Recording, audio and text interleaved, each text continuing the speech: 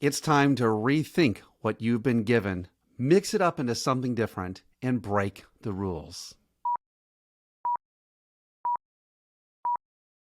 Have you heard the true story about the accidental invention of the chocolate chip cookie?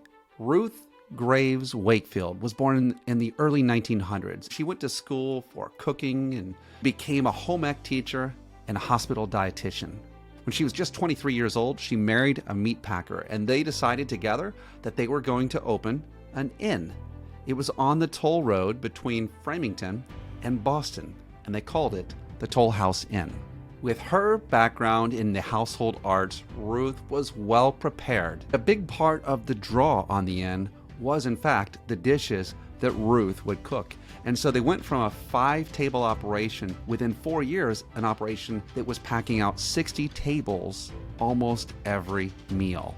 The Toll House Inn became famous around the area for all the dishes that they would make. People were lining up for the dishes that Ruth would cook. The seafoam salad ring, which was a salad with lime gelatin all around it. She made a ton of lobster dishes to perfection, and desserts including Boston cream and lemon meringue pies. But her most famous invention would happen by accident. Sometime around 1930, Wakefield and her assistant were experimenting on a recipe for pecan drop cookie dough. The recipe called for baker's chocolate.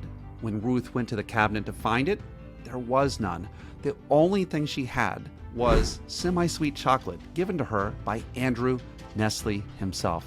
She chopped up the bar into small chunks and sprinkled it into the blonde cookie dough. What happened next changed the world. Instead of it baking into the cookie like a baker's chocolate lump would have done, the chunks maintained their consistency so that there was blonde cookie dough surrounding the chocolate chunks. As you and I know it, the chocolate chip cookie was born.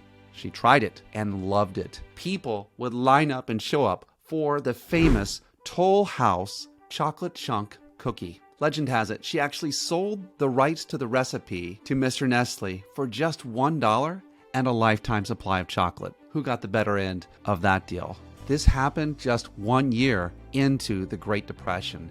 America's favorite cookie became the cookie of the country because it was cheap, it was accessible, and it was rich.